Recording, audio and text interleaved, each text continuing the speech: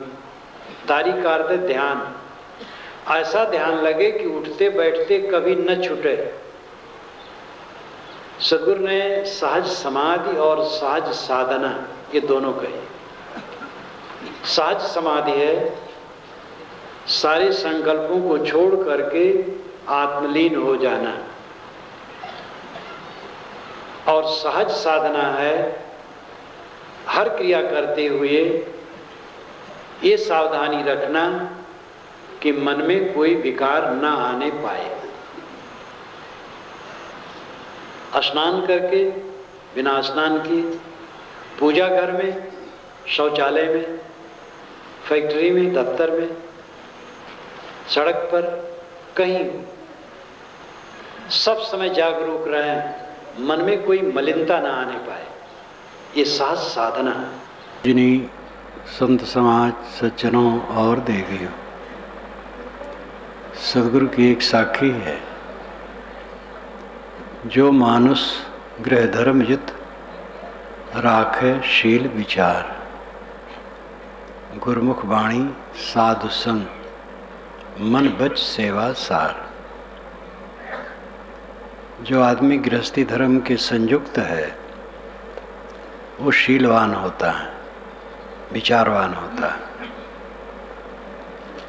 गुरमुख वाणी का आदर करता है, साधु संगत करता है और मनसा वाचा कर्मणा सेवा करता है। ये 5 लक्षण सद्गृहस्थों के बताए गए हैं। संत में ये लक्षण तो पहले से होने चाहिए, फिर और ऊंचे स्तर पर चढ़ने की आवश्यकता है उसे। ये बुनियादी चीजें हैं। जो मानुष गृह धर्मयुत राखे शील विचार, शील पहला लक्षण है। शील का अर्थ होता है मेरे मन वाणी कर्मों द्वारा किसी को कष्ट न हो, ये भावना रखना। और ये भावना अगर पूरी है तो फिर वो संभल संभल करके बोलेगा, विचारेगा, काम करेगा। दूसरों को दुख दे करके हम सुखी नहीं हो सकते हैं। आदमी बदहवास है, जो उसे मिलता है उसकी गर्माहट हो जाती है, और वो गर्माहट बहुत थोड़े दिन की है। उसी गर्माहट में गलत काम करके दुख भोगता है। समझदार वह है कि गर्माहट में न पड़े। सारा संबंध क्षणिक है, जवानी क्षणिक है, प्रेमियों का संयोग क्षणिक है, पद क्षणिक है, प्रतिष्ठा क्षणिक है, भीड़ क्षणिक है। बहुत भीड़ में कोई रहता हो तो बहुत भीड़ में रहने से उसका कोई लाभ नहीं होगा, हानि हो सकती है। अवंत में भीड़ साथ नहीं देगी, किसी के साथ नहीं दे सकती है। हमें और आप किसी की भी साथ भीड़ नहीं दे सकती। आज तक किसी का साथ भीड़ नहीं दिया है, आज कैसे दे सकती है?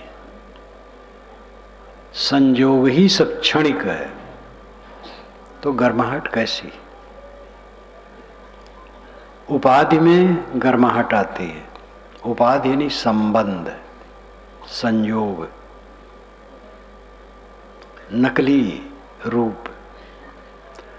दृश्यमान जो कुछ है सब नकली रूप है। गुणानाम परमम रूपम ना दृष्टिपथ मृक्षति यत् दृष्टिपथम प्राप्तम तन्मायो सुतुच्छकम। ये कपिल जी महाराज का मंत्र माना जाता है। व्यास ने अपने योग दर्शन के भाष्य में इसे उद्धृत किया है, और वहीं से मैंने भी अपने भाष्य में उद्धृत किया है योग दर्शन के।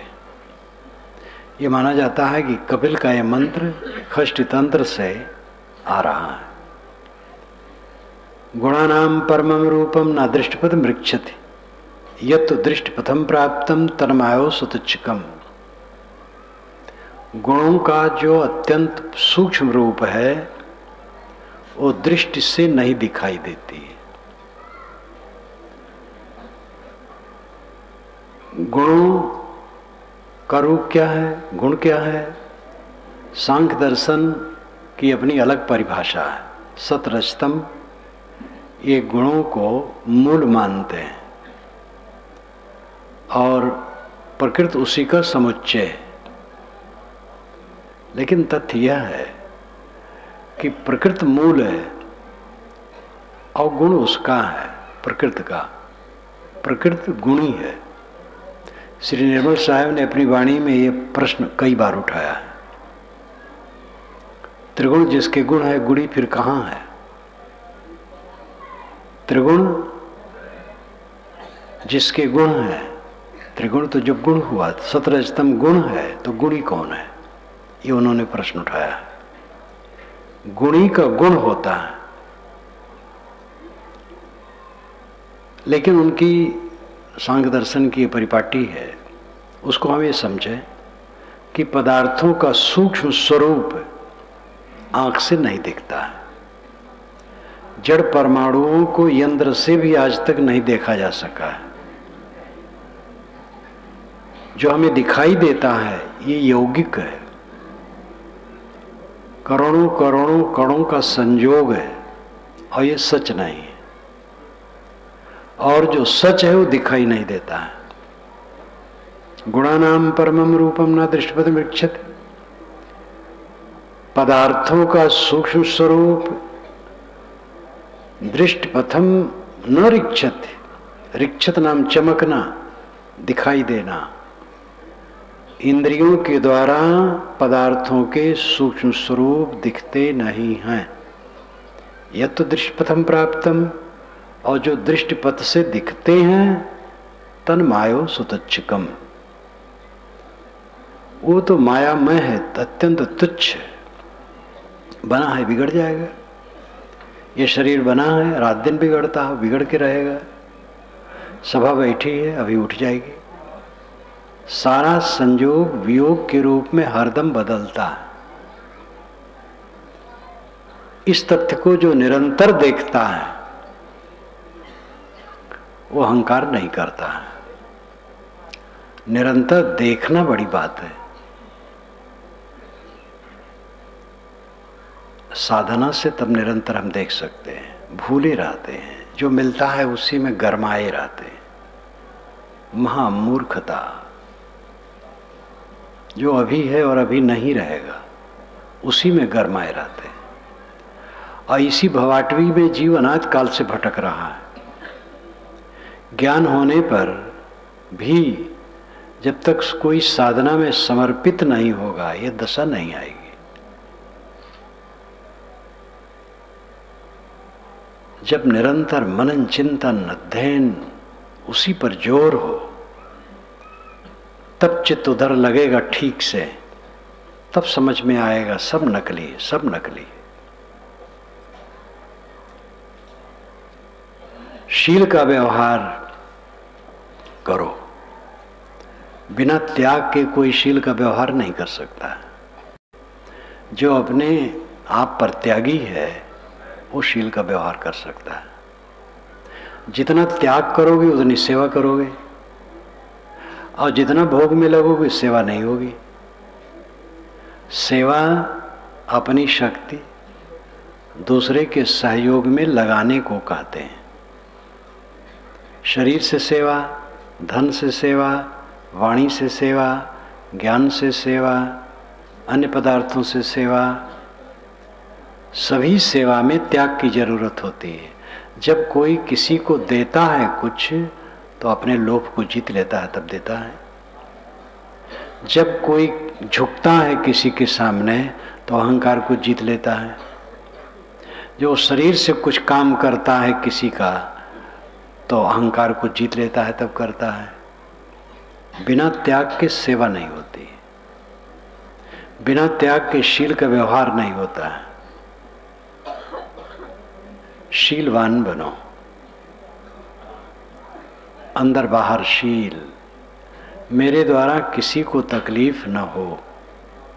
घर में, समाज में, साथ में जो लोग रहते हैं, सबसे बड़ी जरूरी है वहाँ देखना मेरे द्वारा किसी को कष्ट न हो। कुछ लोग जानबूझ करके कष्ट देना चाहते हैं और ऐसे लोगों का हृदय बहुत भयंकर होता है, वे सुधर ही नहीं सकते। जो जानबूझ करके तकलीफ देने की चेष्टा करेंगे उनका चित्त कैसे शुद्ध होगा। असावधानी में, भूल में कहीं हो गया तो बात अलग है, लेकिन जानबूझ करके कष्ट देता है वो नहीं सुधर सकता जब तक ये प्रवृत्ति नहीं छोड़ेगा। शीलवान बनो, मेरी वाणी से किसी को तकलीफ ना हो, मेरे कर्मों से किसी को तकलीफ ना हो। शील का अर्थ सदाचार है, शील का अर्थ संयम है। शील शब्द अनेक सद्गुणों को ध्वनित करता है। अमुक ने अमुक का शील भ्रष्ट कर दिया, कभी कभी अखबार में आप पढ़ते होंगे। अमुक व्यक्ति ने अमुक महिला का शील भंग कर दिया। तो शील सदाचार को, संयम को भी कहते हैं। सरल ढंग से शील का अर्थ है कोमल बर्ताव।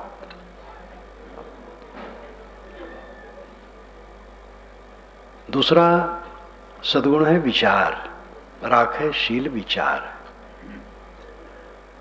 मनुष्य की विशेषता विचार में है। मनुष्य और पशु में फर्क क्या है? विचार का। पशु भी पेट भरता है, प्रजनन करता है, अपने बच्चों को पाल लेता है और जीवन निपटा लेता है। इतना ही आदमी करता है तो आदमी की आदमियत क्या है? पशु में विचार नहीं, प्राकृतिक ढंग से उसमें विचार नहीं, और विचार कभी उसमें आ नहीं सकता है। दो भैंस, दो गायें चर रही हैं, ट्रेन आई, एक को रौंद करके निकल गई और फड़फड़ा रहा है। दूसरा जानवर सिर उठा के देख सकता है, देख लेगा, फिर चरते चरते दूसरी तरफ चला जाएगा, उसके मन में विचार नहीं आएगा। जानवरों में विचार नहीं होता, स्वाभाविक क्रिया होती, स्वाभाविक प्रवृत्ति होती। मनुष्य विचारवान प्राणी है। मनुष्य और पशु में अंतर है तो विचार का अंतर है। लेकिन जिस आधार बिंदु से मनुष्य और पशु में अंतर है, उस आधार बिंदु को ही मनुष्य खोए बैठा है। जानवर में विचार तो नहीं है, लेकिन प्राकृतिक ढंग से उसका आहार सुंदर है। जो प्राकृतिक भोजन है वही करेगा। अधिकतम जानवर मांस नहीं खाते और खा नहीं सकते। नशा का सेवन तो कोई जानवर नहीं करेगा। अब आदमी विचारवान हो क्या करता है? दुनिया में तंबाकू की जितनी शाखाएं हैं, नशा की जितनी शाखाएं हैं, उनको गिनिए तो एक लंबी लिस्ट होगी। और ये सब का निर्माण मनुष्य करता है और मनुष्य इसका सेवन करता है। ये विचारवान है। मधुमक्खी छोटा जानवर है और वो मधुरस बनाता है, जो पौष्टिक, मीठा और अत्यंत गुणकारी प्रसिद्ध है। अब आदमी शराब बनाता है जिससे बुद्धि भ्रष्ट हो, जीवन नष्ट हो।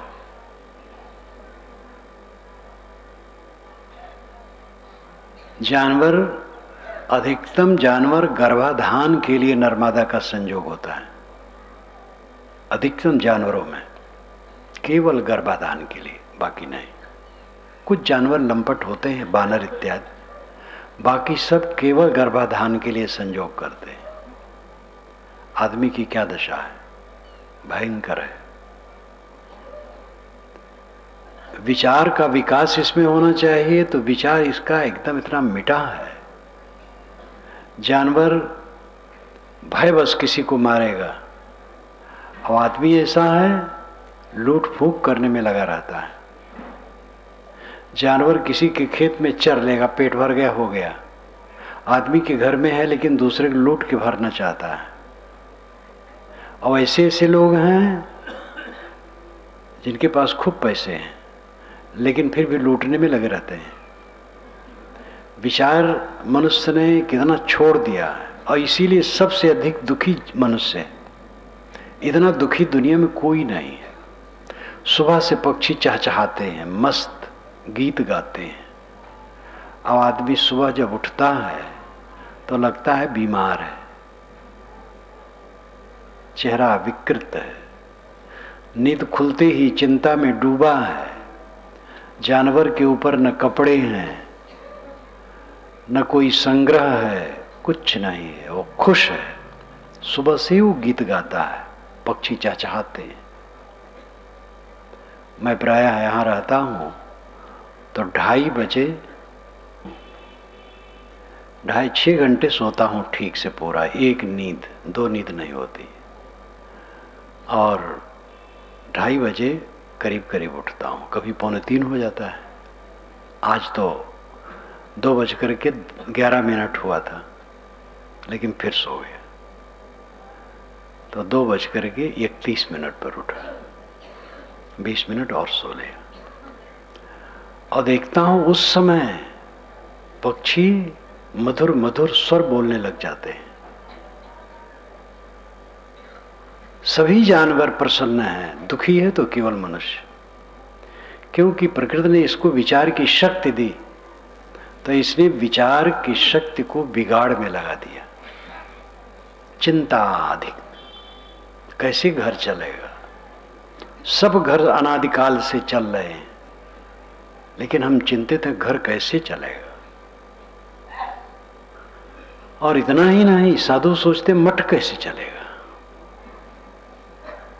परिवार के लोग क्या खाएंगे।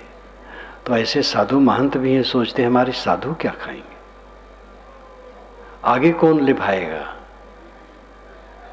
आगे पीछे की चिंता छोड़ दो, अपना काम करो। अनादि काल से जगत चल रहा है, अनंत काल तक चलता रहेगा, उसमें हम कौन होते हैं। महाप्रबंधक बनकर के हम बैठे हुए हैं। भ्रम बिला वजह का दुख मनुष्य सिर पर लादे रहता है। इसने अपने विचार को अविचार में बदल दिया है। विचारवान बनो, सब हो जाएगा। बाल बच्चे खाएंगे, साधु का मठ चलेगा, गृहस्थ का घर चलेगा, और कोई कुछ बस में किसी के नहीं है। जब जो होना होगा होगा। अपना काम कर लो, अपना काम सबसे है। इसी जीवन में पूरा निर्भय हो जाना। अभी शरीर छूटने का अवसर आए तो कोई भय न हो। शरीर कब छूटेगा? आज छूटेगा। जब छूटेगा आज रहेगा। आज शरीर छूटने का टाइम आए, कोई भय ना हो। यहीं पर मंच पर शरीर छूट जाए, छूटने का टाइम आ जाए, कोई भय ना हो। भय क्या है? छूटेगा क्या? कूड़ा कचरा छूटेगा? सब एक एक टोकरी कूड़ा कचरा लिए बैठे हैं, और सबको घमंड शरीर का कितना है। अब है क्या? टट्टी, पेशाब, हड्डी, मांस, रक्त, पीव, मवाद, गर्मी, उद्वेग, अशांत, चिंता, पीड़ा, इतना सारा पाप लेके बैठे हो। ये छूट जाए तो क्या नुकसान होगा? अगर किसी को चिंता नहीं है, विकार नहीं है मन में, तो फिर बेड़ा पार है, उसको चिंता होगी ही नहीं। सब कुछ नाशवान है। मैं अविनाशी हूं, नित्य शुद्ध बुद्ध निर्मल हूं। इस बोध में जो स्थित है वो कृतार्थ है, और सब समय निर्भय, प्रशांत, आनंदमय, तृप्त, हो जाना जीवन का फल है। गृहस्थ, विरक्त, स्त्री, पुरुष, कोई भी हो, इस मनोदशा में जो जीता है वो सफल है। कपड़े बदलने से इस मनोदशा में नहीं आ सकते, साधना करने से आ सकते हैं। कपड़ा तो नाच वाले भी बदल लेते हैं, अच्छे सन्यासी बन जाते हैं। मैंने अपने बचपन में एक नाटक देखा था, तो एक साधु बन करके आया था, तो सिर को भी ढांक करके चद्दर बैठा था ध्यान में। तो लोग पैसा चाहो तो फर्द फेंक दे, और नाटक कर रहा था। हम लोगों को तो कोई पैसा चढ़ाओ फेंकते नहीं है, रख लेते हैं, लेकिन वो फेंक देता था। सब हंसते थे कि दिखा रहा है, नाटक दिखा रहा है। कपड़ा तो कोई बदल लेता है। कपड़ा बदलने से वो मनोदशा नहीं आएगी, ना आश्रम बदलने से आएगी, साधना करने से आएगी। कपड़ा और आश्रम बदला जाता है, इसमें सुविधा होती है, साधना के लिए पूरा आयाम मिलता है, लेकिन जब कोई करे तब तो। आश्रम में आ गया, कपड़ा बदल लिया, वो नहीं करता है, और प्रमाद घेर लिया तो और डूबता है। मोक्ष किसी साधु की जिम्मे की चीज नहीं है, सब मनुष्य मात्र के अधिकार में है। जीवन का परम फल है सदैव परमानंद में जीना, दुख और चिंता से मुक्त होकर जीना। ये विचार का फल है। विचारवान बनो। आप कौन हैं? इस संसार में आए हैं, जो देख रहे हैं कब तक है, ये सब क्या है, इनसे हमारा संबंध कितना है, अवंत में क्या रहेगा, ये विचार करो।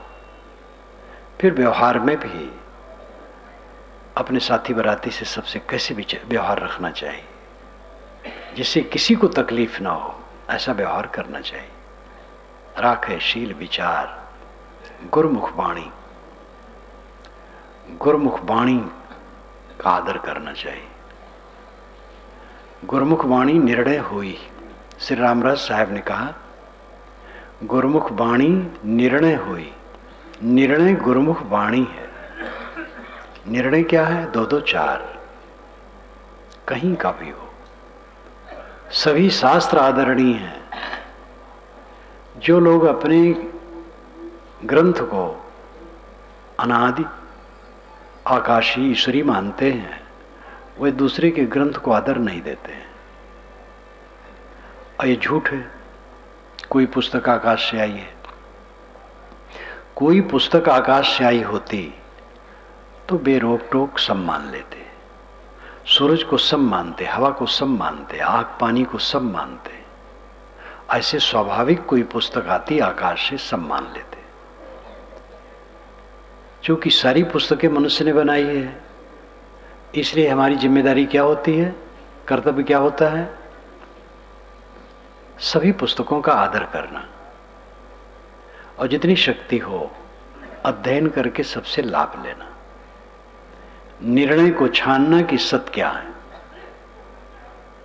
क्योंकि कोई पुस्तक ईश्वरी आकाशी नहीं है, सब मनुष्यकृत है। तो पढ़ करके विचारें कि सच क्या है। इसके लिए साहिब की साखी जगत प्रसिद्ध है। साधु ऐसा चाहिए जैसा सूप सुभाए, सार सार को गए रहे, थोथा दे उड़ाए। सूप फटक देता है, भूसी उड़ जाती है, चावल रह जाता है। इसी प्रकार सारी गलतियों को हटा दो जो सृष्टि क्रम विरुद्ध है, तर्कहीन है, युक्तहीन है, विवेकहीन है, विश्व के शाश्वत नियमों के कसौटी से अलग है, उसको छोड़ दो। विचारवान बनो। गुरुमुख वाणी का आदर करो, निर्णय का आदर करो। वेद के ऋषि ने भी कहा, सक्त में उतुतना पुनंतो यत्र धीरा मनसा वाचम कृत, अत्रा सखाया सख्या न जानते भद्रईशाम लक्ष्मीर निहितादिवाच। जैसे चलनी से सत्तू छाना जाता है, वैसे विवेक से वाणी को छानो। ऐसी जगह ही कल्याणकारी लक्ष्मी निवास करती है और मित्र मित्रता के भेद को जानते हैं। वेद की ऋषि चलनी का उदाहरण देते हैं, कबीर साहब सूप का।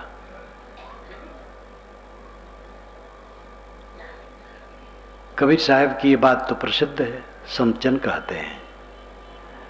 लेकिन आज तक अनेक वैदिकों की सभा में मुझे जाने का अवसर पड़ा है, किसी वैदिक ने इस मंत्र का उच्चारण नहीं किया मेरे सामने।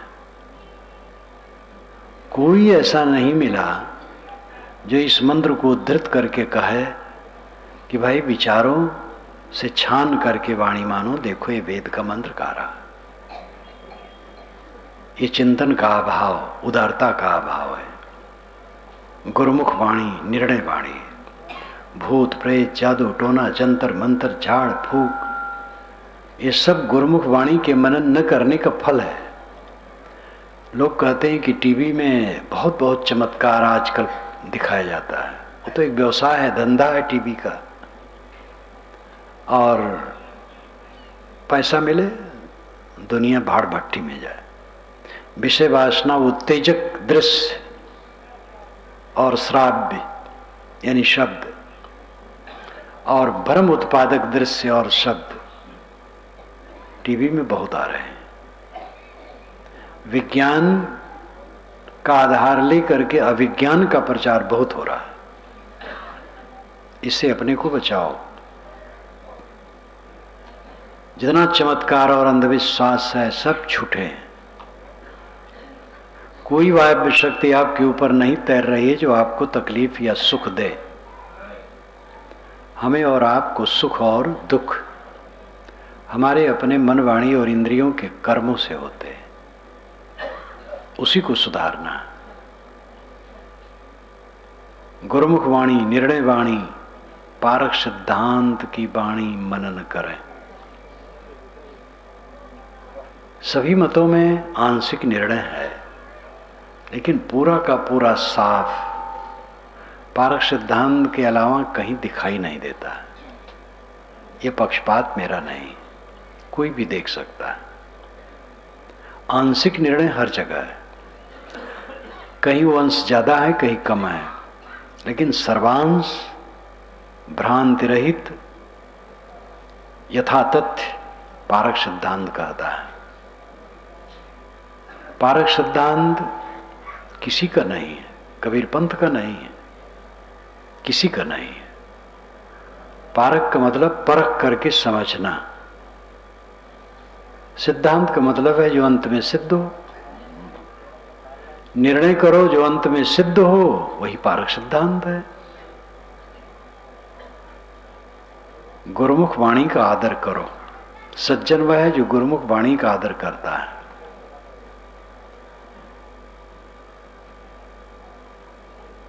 भ्रांतियां बहुत हैं। आज के विज्ञान युग में इतनी भ्रांति फैल रही है। भूत प्रेत को लेकर, जादू टोना को लेकर, जंत्र मंत्र को लेकर, देवी देवता को लेकर, अनेक बातों को लेकर के भयंकर भ्रांत चारों तरफ गूंज रही है। दुनिया भर का सुधार कौन कर पाएगा? जो अपना सुधार करना चाहे स्वयं विनम्र हो करके इस दिशा में बढ़े। दुनिया ऐसे है, रही है, रहेगी।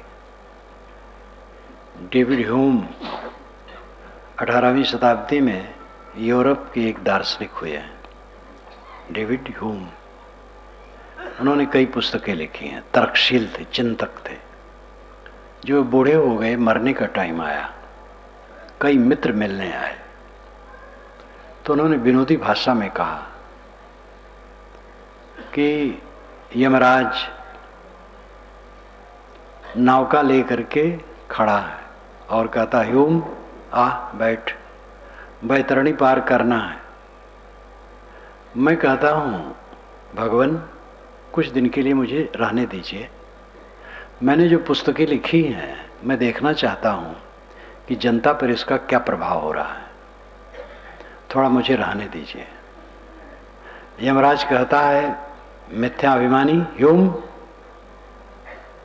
अरे तेरे जैसे हजारों लोग हजारों वर्षों तक दुनिया में प्रचार करें, दुनिया ऐसे रहेगी। चल नौका में बैठ। एक विनोदी बात किया। मैं अपनी भारतीय परंपरा के अनुसार शब्द कहा यमराज, बैतरणी, उनका अपना शब्द है यूरोपीय शब्द, लेकिन भाव यही है।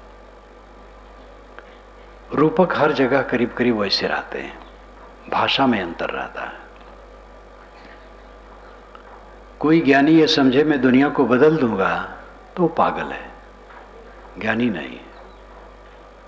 दुनिया पहले थी वैसे आज है, आगे रहेगी। इसमें कुछ लोग चेतेंगे निर्णय पा करके, इसलिए परिश्रम करना चाहिए। लेकिन परिश्रम ज्ञानियों को करना चाहिए अपना हाथ पैर बचा करके, अपनी पूर्ण स्वरूप स्थित का काम करते हुए। ये नहीं कि स्वरूप स्थित का काम छोड़ दिए, शांति का काम छोड़ दिए, दुनिया की जगह नहीं चले, अपने अचेत हो गए। दुनिया तो जग नहीं सकती, अपनों सो गए। कोई भी संत भक्त साधक है, ये भ्रम छोड़ दे कि मैं दुनिया को जगा दूंगा। दुनिया ऐसे रहेगी। सेवा करो, कुछ लोग जरूर जगेंगे।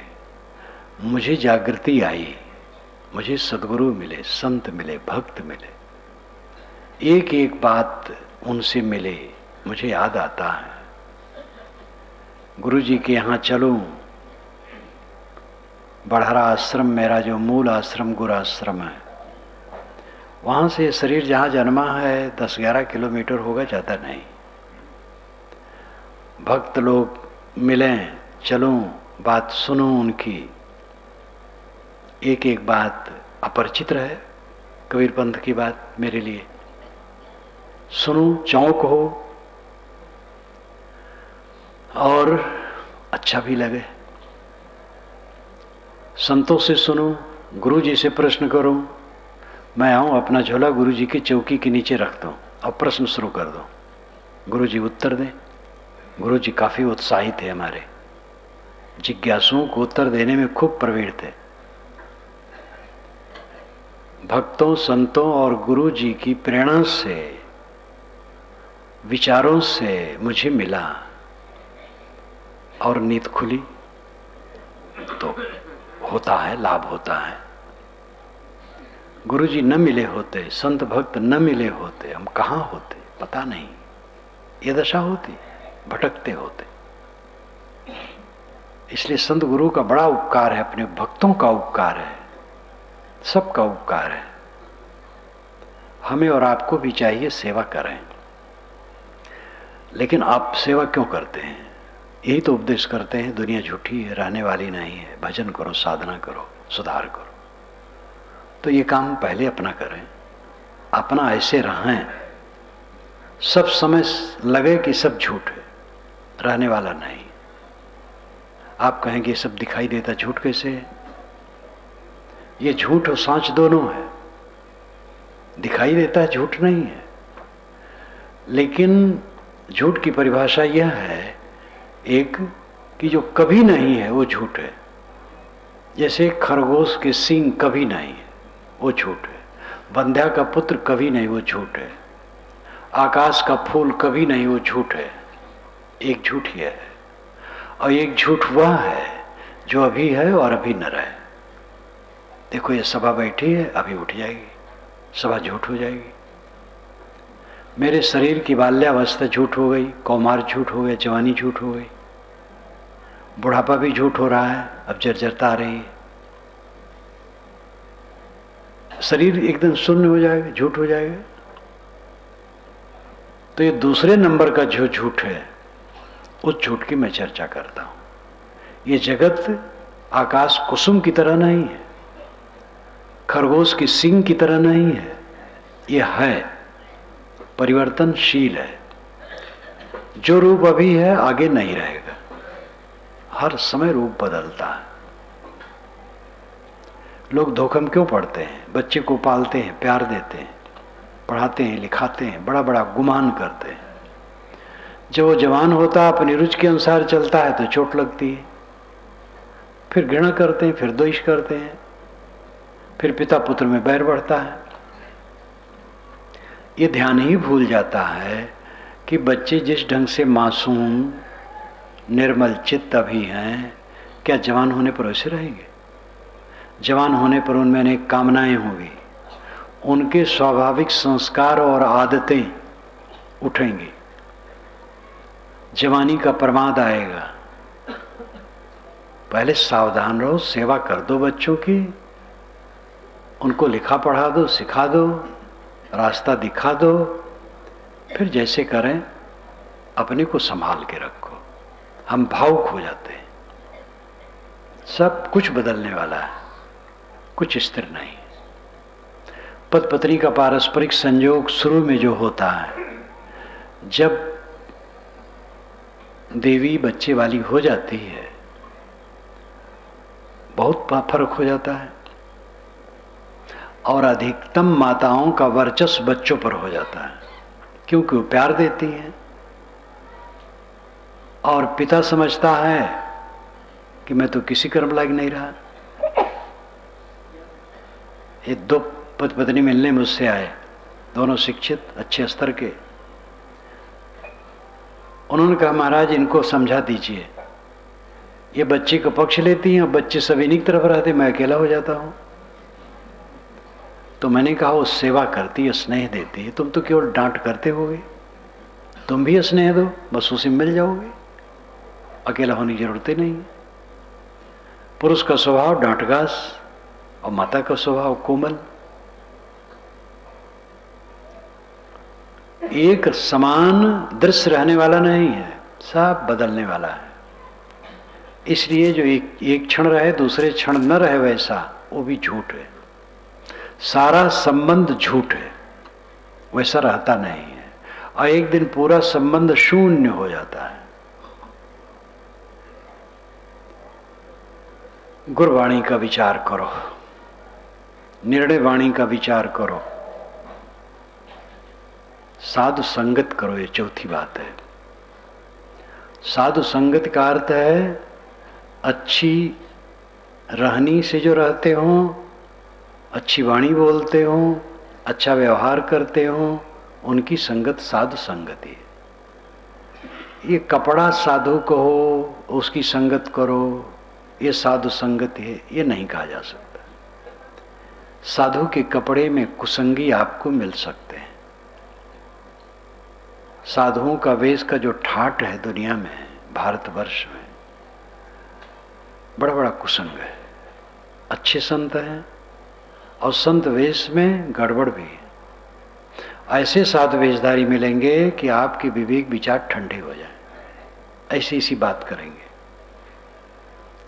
साधु वेश में जो है आशा हमें यही होती है कि इनके द्वारा निर्णय, ज्ञान, वैराग, भक्ति, पवित्र रहने के ही निर्देश मिलेंगे। परंतु साधु संगति है, साधु वेश में हो, किसी वेश में हो, जिसकी रहनी ठीक है, जिसकी वाणी ठीक है, जिसके कर्म ठीक है, जिसमें अंतर्मुखता है, उसकी संगत करो, उससे रोशनी मिलेगी। हजरत मोहम्मद ने कहा है हदीस में, जो कम बोलता हो और दुनिया से उदास रहता हो, उसके पास बैठो, उससे तुम्हें रूहानी ताकत मिलेगी, आत्मिक शक्ति मिलेगी। दुनिया से उदास रहने का मतलब है चक्कर मकर में न भूलता हो, सादा रहता हो। दुनिया से उदास का मतलब कर्तव्य छोड़ देना नहीं है, कर्तव्य तो करना चाहिए। और सभी महापुरुषों ने ये निर्देश दिया है। साधु संगति, जिसकी संगत से हमारे में परिवर्तन आए, वो साधु संगति। अब संगत अच्छी, लेकिन हम ही गलत हैं, पात्रता हमारे में नहीं है, तो साधु का क्या दोष है? साधु संत अच्छी बात कहते, अच्छी रहनी में भी है, लेकिन हमारे में पात्रता नहीं, हम ले ही नहीं रहे हैं, तो क्या करेंगे? साधु संगत करो, जिनकी संगत में बैठने से, रहने से विचार भक्ति की तरफ, ज्ञान की तरफ, सेवा की तरफ लगे, श्रद्धा की तरफ लगे, आत्मोन्नत की तरफ लगे, वो साधु संगति। वो साधु वेश हो, गृहस्थ वेश हो, कोई भी हो। अंतिम बात है मनबच सेवा सार, मनसा वाचा कर्मणा सेवा करो। सेवा सबको जरूरी है। देखो ये पंडाल बना है, किसी ने बनाया है, सब काम हमारे साधु के है, पूरा का पूरा जो आप देख रहे हैं सब काम साधु के है। इनमें आपसी संगठन बढ़िया है और सब तत्पर रहते हैं। तो सेवा किए हैं तो हम लोगों को सुविधा मिली है। लाइट लगाना और कुल सबका सब पूरा टोटली सब ये लोग के है। ये सेवा है। कितने संत भक्त आए हैं, वो भी सेवा में लग गए हैं जब आए हैं। भोजन परोसने में खूब लोग डट पड़ते हैं, बनाने में, अमनिया करने में, सफाई में, हर काम में ये सेवा है। शरीर से सेवा होती है, धन से होती है, मन से होती है, वाणी से होती है, ज्ञान से होती है।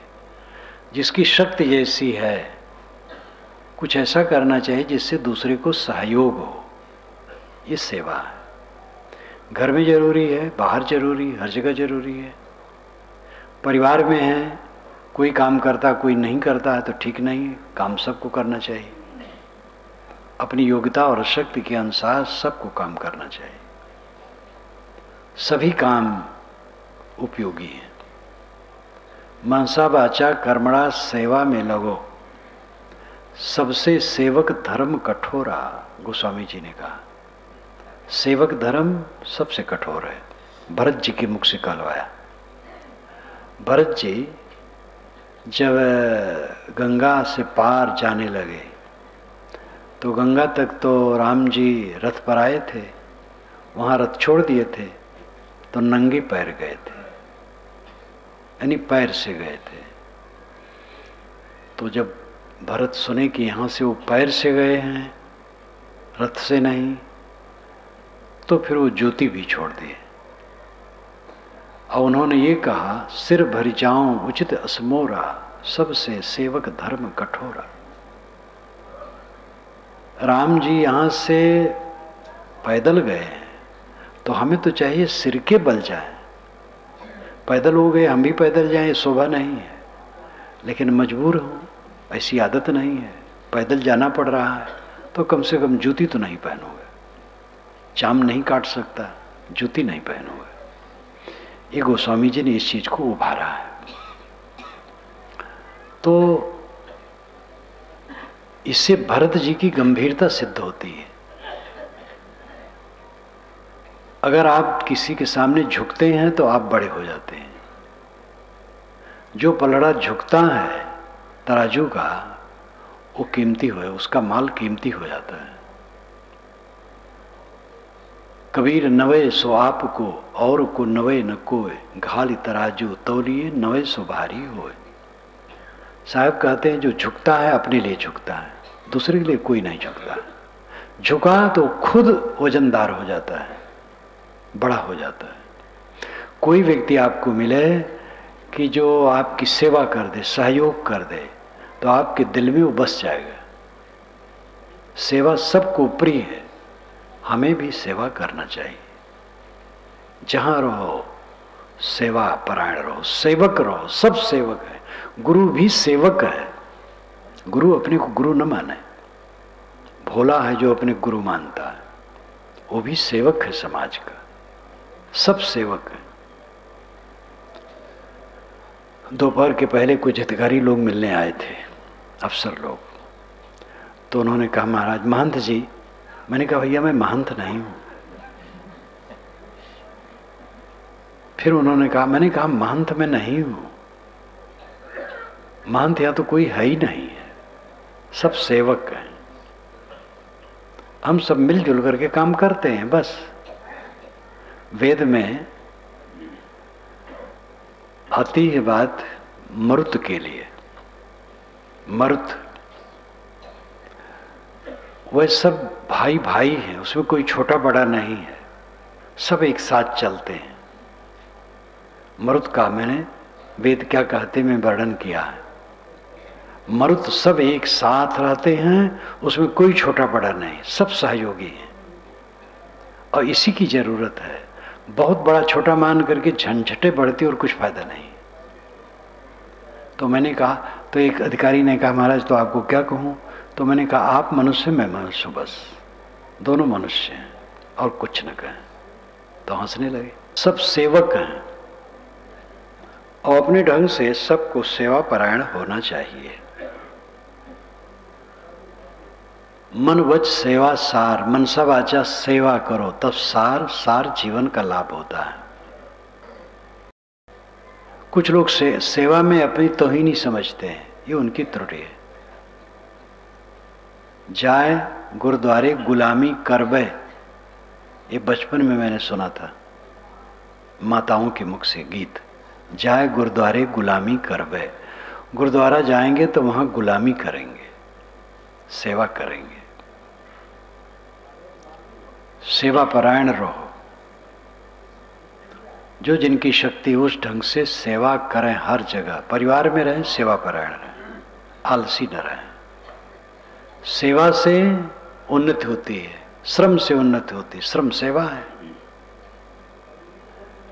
जिस घर में, जिस परिवार में, जिस समाज में संगठन टूटता है, सेवा टूटती है, अहंकार बढ़ता है, मैं बड़ा मैं बड़ा। तो आपस में मिलते ही नहीं, बातें नहीं करते, कोई मीटिंग नहीं। फिर कौन किससे कहे? फिर बिगड़ने लगता है, बिगड़ते बिगड़ते खराब हो जाता है। एक दूसरे से मिलो, झुको, विनयी हो जाओ। परिवार में पिता पुत्र, पति पत्नी, भाई भाई मिलें। समाज में, साधु समाज में गुरु भाई गुरु शिष्य मिलें। किसी धंधे में हैं, पार्टनर लोग सब आपस में मिल करके बैठे, मीटिंग करें, विचार करें। हर जगह की जरूरत है मिलना, मीटिंग, ईटिंग, एक साथ बैठ करके घर भर खाओ, एक साथ बैठ करके सब लोग विचार करो, काम करने के लिए निर्णय करो, कदम उठाओ, काम करो, सेवा परायण रहो। यहाँ पर आप लोग आए हैं, जो जिस योग्य हों, यहाँ के जो कार्यकर्ता साधुओं से पूछे क्या करूं, मेरे लायक सेवा क्या है, मैं कैसे करूं, और जैसे वो बताएं करो। ये सीखो। ऐसे कहीं जाओ, बारात में जाओ, बाराती बन के बैठे न रहो, वहां भी सेवा करो। विदेशियों की नकल हम लोग करते हैं, खड़े खड़े पेशाब करना, सिगरेट पीना इत्यादि का। विदेशियों में कई गुण हैं। वो जिसके घर जाते हैं, भोजन करते हैं, तो थाली धो के अपना खुद धर देते हैं और सेवा परायण होते हैं। मैं हवाई जहाज में चल रहा था, भारत से काठमांडू जा रहा था, दोबारा की बात है शायद, बनारस से उड़ा था।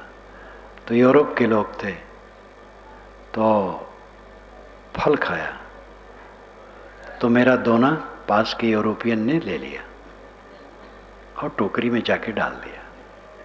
कुछ परिचय नहीं, कुछ मतलब नहीं, कितना भाव उनका था। मैं देना नहीं चाहा, लेकिन उन्होंने ले लिया। तो यूरोपियन के और विदेश के कई जो गुण हैं, उसको हम नहीं लेते, उनके दुर्गुणों को लेते हैं। सेवा परायण बनो, और हर जगह सेवा की जरूरत है। पूरे संसार से मुझे सेवा मिलती है। देखो, हवा मुझे मिल रही है, हवा सेवा दे रही है, प्रकाश सेवा दे रहा है, आग, पृथ्वी सेवा दे रही, इसी पर हम बैठे हैं, पानी सेवा दे रहा है, शून्य सेवा दे रहा है। ये शून्य आकाश ना हो, हम लोग जी नहीं सकते हैं। वनस्पतियां मौन, वृक्ष खड़े हैं, सेवा दे रहे हैं, प्राणपद वायु छोड़ छोड़ करके। पूरी सृष्टि सेवा दे रही है। हमें भी सेवा देना चाहिए, करना चाहिए। कहीं भी रहो, सेवा परायण रहो। तो साहब कहते, मन बच सेवा सार, मनसा वाचा कर्मणा सेवा करो, तब सार जीवन का लाभ मिलेगा। जो मानुष हृदय राखे शील विचार, गुरमुख वाणी साधु संग मन बच सेवा सार। गृहस्थी धर्म के संयुक्त जो है वो शीलवान होता है, कोमल स्वभाव का होता। सदगृहस्थ का लक्षण यही है। विचारवान होता है, गुरमुख वाणी का आदर करता है, निर्णय वाणी का आदर करता है, साधु संगत करता है, मनसा वाचा कर्मणा सेवा करता है। प्रश्न होता है साधु, तो साधु तो एक कर लेता है तब आगे साधु होता है। साधु पूरी अवस्था है, कृतार्थ अवस्था। ये सब के हुए बिना तो उसमें कोई पहुंच ही नहीं सकता। जिसमें सेवा नहीं है, किसी वैराग्यवान को मैंने नहीं देखा जो निकम्मे रहे हो, जो मैंने अपनी आंखों से देखा उनको, और जिनके विषय में मेरा समय नहीं था उनको सेवा के समय को देखने, दूसरों से सुना उनकी सेवा की भावना। वैराग्यवान जो हुआ है सेवाहीन नहीं रहा, साधना और रहनी में जो टिका है सेवा परायण रहा। सेवा के बिना चित्त शुद्ध हो ही नहीं सकता है, और चित्त शुद्ध हुए बिना ज्ञान टिक नहीं सकता है। घर में 4 लोग काम करते, एक आदमी बैठा है, अहंकार बस भले बैठा है, आलस्य और अहंकार से उसका चित्त भयभीत रहेगा, चंचल रहेगा। ये लोग काम करते, मैं नहीं करता हूं, लोग मुझे सोचते होंगे कुछ। अपनी योग्यता की सेवा जो नहीं करता है उसका चित्त शुद्ध नहीं होता है, और जो सेवा करता है उसका चित्त शुद्ध हो जाता है, प्रसन्नता हो जाती है, हृदय स्वच्छ हो जाता है। जैसे कमाए हुए खेत में बीज डालने से बीज उगते हैं और फसल अच्छी होती है, ऐसे सेवा से शुद्ध चित्त में ज्ञान के बीज जब पड़ते हैं तो लहलहा उठते हैं। साधकों में उन्नति क्यों नहीं होती? सेवा परायणता नहीं। साधक भगत कोई भी हो, जिनमें सेवा परायणता नहीं होगी उनका चित्त शुद्ध नहीं होगा। चित्त शुद्ध नहीं होगा तो ज्ञान का आचरण नहीं होगा। तो साधु तो ये सब करके और ऊपर उठ जाता है। जो दुराचारी हैं वे अशांत हैं, जो सदाचारी हैं वे उस ढंग के अशांत नहीं हैं, लेकिन पूरी शांत उनको भी नहीं है। सदाचारी तो हैं लेकिन मोह है, राग द्वेष मन में है, तो पूरा शांत वो भी नहीं हो सकते। वैराग्यवान है और राग द्वेष को त्यागते हैं, लेकिन अगर पूरी अवस्था नहीं पहुंची है तो पूरी शांत उनको भी नहीं होगी। जितने अंश में राग होगा, द्वेष होगा, उतने अंश में अशांति होगी। ये गणित की तरह है, इसमें क्षमा उमा कहीं नहीं है। इसीलिए लोगों ने ऐसा ईश्वर बनाया है कि उसके सामने गिड़गिड़ा दो, क्षमा मांग लो और कुल दे जाए। ऐसा ईश्वर नहीं है। ईश्वर है विश्वव्यापी नियम, उसमें क्षमा नहीं है। वो कंप्यूटर की तरह है, उठा करके सामने रख देता है जो आपने किया है। इसलिए अगर कोई संत है, साधक है, ज्ञान वैराग से चलता है, लेकिन चित्त में कसर है, मोह है, लालसा है, सांसारिक कुछ लालसा है, तो पूरी शांति नहीं पाएगा। पूरी शांति मिलेगी जब सारी तृष्णाएं एकदम जल जाए। श्री निर्मल साहिब की बात याद आती है, देह द्वार ते जगत ज्ञान है, जगत ज्ञान है दुखदाई। देह संबंध छुटेगा तब जब सकल वासना जर जाई। देह के द्वारा जगत का हमें ज्ञान होता है। देह ना हो तो जगत का हमसे कोई मतलब नहीं। सो जाते हैं तभी जगत भूल जाता है। देह द्वारते जगत ज्ञान है, और जगत ज्ञान है दुखदाई। जगत का ज्ञान दुखदाई है। जगत को जानो दुख भोगो। तब प्रश्न ये हुआ कि जगत के ज्ञान से अलग कैसे हो, हम जगत को न जाने। तो साहब कहते हैं देह संबंध जब न रहे, जब देह नहीं रहे, अब आत्मा अपने आप में तृप्त मुक्त हो जाए, अपने स्वरूप में स्थित हो जाए, तब जगत ज्ञान नहीं होगा। तो देह संबंध कैसे छूटे? तो साहब कहते जब सकल वासना जल जाए, जब सारी वासनाएं जल जाएंगी तब ये दशा आएगी। इस देह में रहते रहते सारी वासनाएं जल जाए, कुछ इच्छा नहीं, तब फिर वो देह में नहीं आएगा। यहां से कुछ पाने की इच्छा नहीं है, अपने आप में परमानंद परम सुख सागर है, बाहर तो कबाहट है। अपने आप में पूर्ण तृप्त आत्मा वो कुछ नहीं चाहता है। तो जब तक है देह में तब तक भी मुक्त है, देह छूट जाए तब भी मुक्त है। कुछ लोग कहते देह छूट जाएगा तो जीव मुक्त होकर कहां रहेगा? मोटी बुद्धि का यह प्रश्न है।